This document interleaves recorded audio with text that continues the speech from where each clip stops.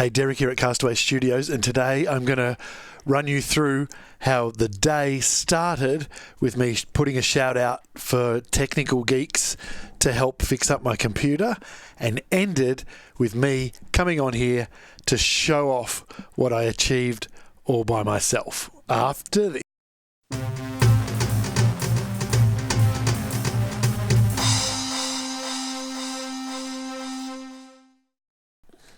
Okay, so I run this studio on a gaming PC, which is great because it's sort of an all-in-one. It's called a Predator by Acer.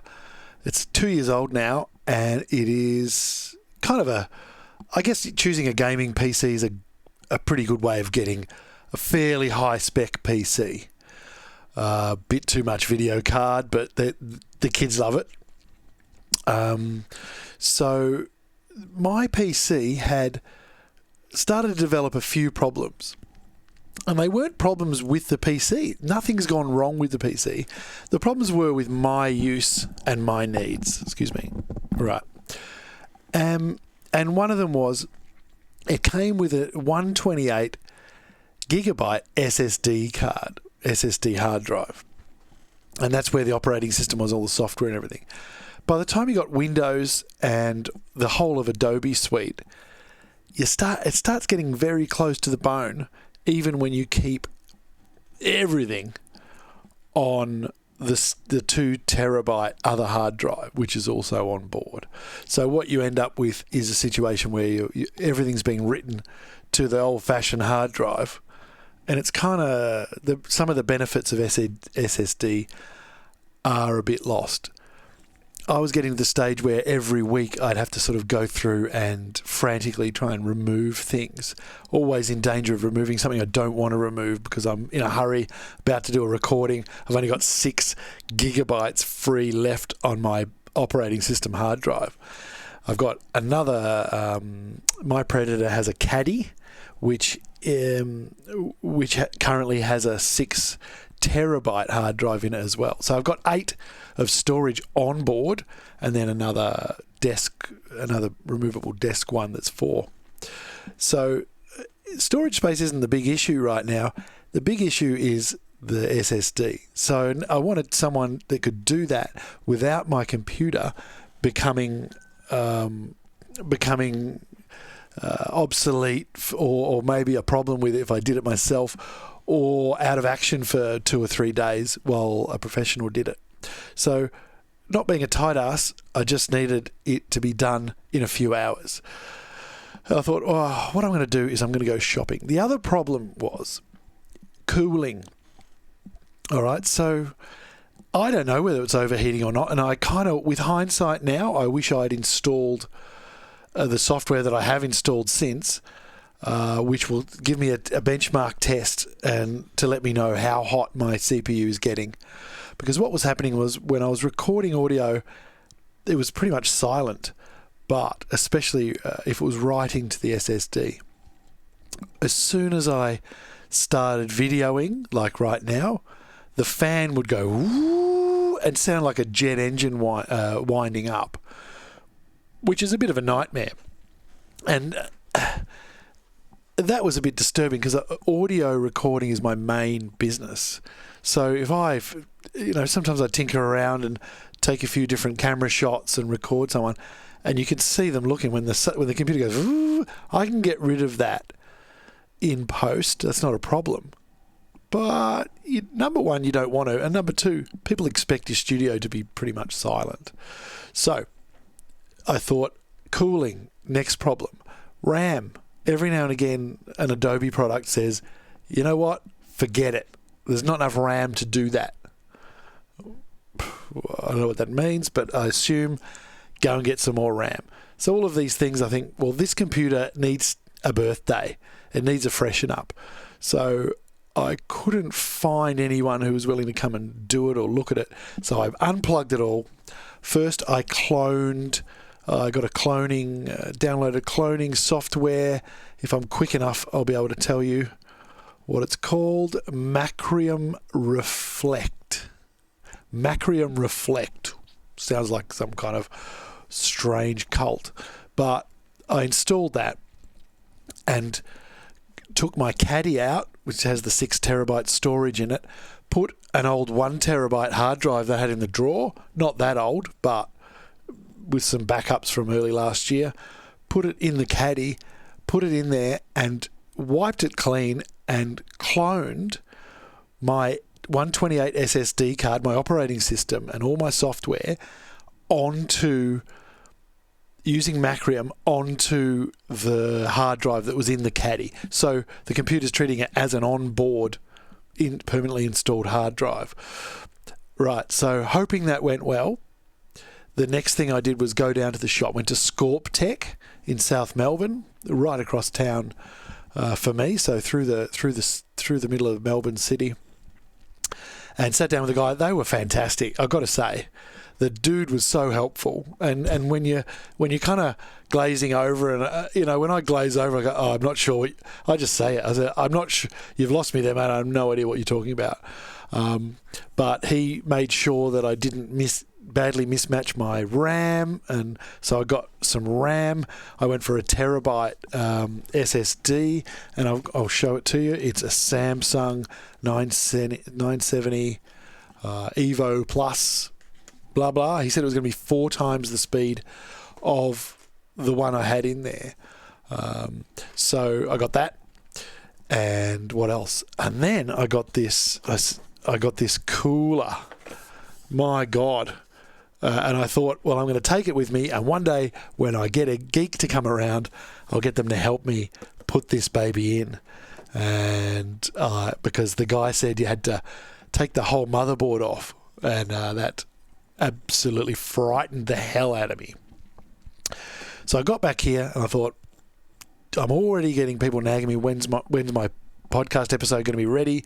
When are you going to finish editing it? And I'm thinking, well, computers I can either plug the computer in, do my day's work, and wonder what's going to happen tomorrow, or I'll just do it. So I pulled it apart and did it. And I got to say, putting that, it was a bit nerve-wracking. The cooler was the hard bit. The RAM was a pushover. I just put it in. That's it. Just put it in. I managed to find the hard drive because it was underneath. I've got some kind of GeForce graphics card. I had to take that out, and there it was underneath, and that wasn't a big deal either.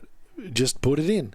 So I popped that in there, and what do I do next? And then I thought, I'm going to have bugger it. I'm going to tackle this cooler. So I got this baby and opened it up. There was screws and brackets and weird crap everywhere. I had to go and get a magnifying glass to be able to see the instructions, and I went through the process, and I undid the whole motherboard. There's about 8 screws holding it down, and sort of rearranged the cables and lifted it off a bit. And then I went, oh, hang on a minute. And then I took the existing fan off, and it had little threads in there. And I thought, this is not going to work. So I went through this roller coaster of, it's not going to work. Maybe it is, maybe it's not. And then I thought, hang on, maybe those little threads poking up, that's why the guy said you have to take the motherboard off. So I got the motherboard up and stood it upright. Couldn't budge it. And then I was like, oh my God. Google, YouTube, YouBeauty.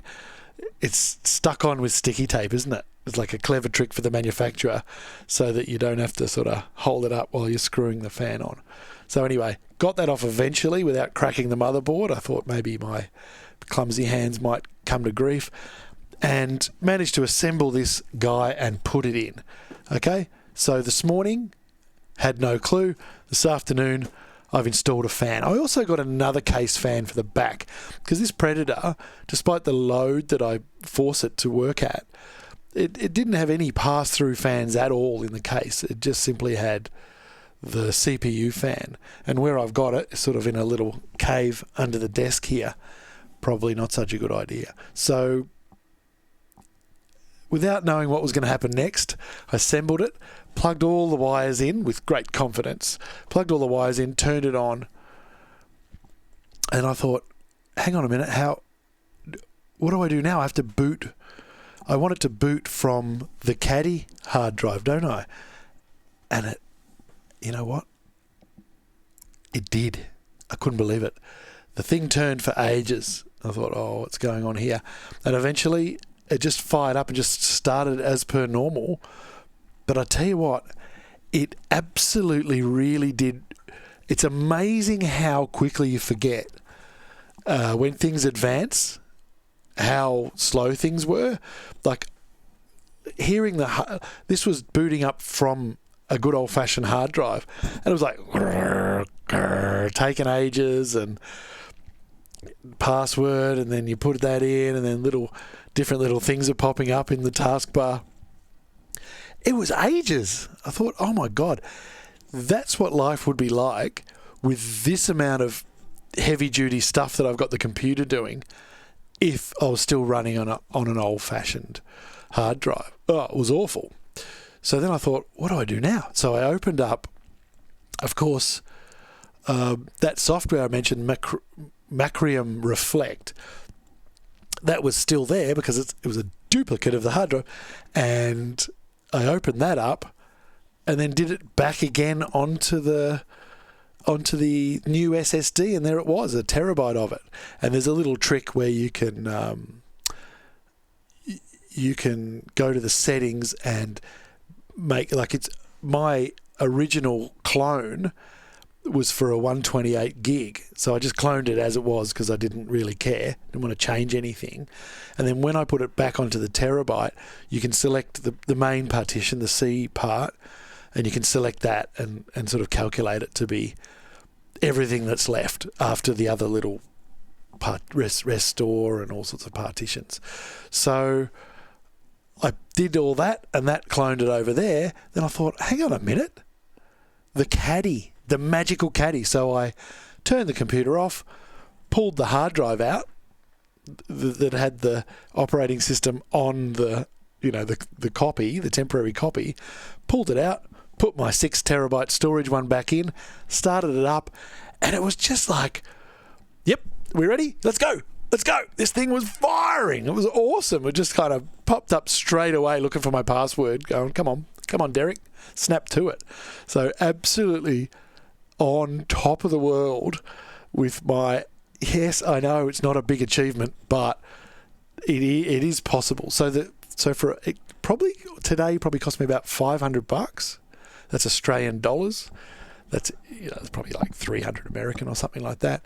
And the computer now has 32 RAM, 1 terabyte SSD. I've still got 8 teras on board in old-fashioned hard drive, and I've got a cooling fan that will definitely do the job when the pressure's up. And so I'm pretty stoked. And that's today. That's today's brag. But it should give you an idea that it's not that big a deal to give it a bit of a birthday, especially if you're trying to run a recording studio with a computer and you don't want it to be going hell for leather, overloading itself and overclocking. No more not enough RAM from Adobe, and hopefully no more jet engines taking off when I sneakily press the record button in the studio. All right, thanks for listening. All right, cheers.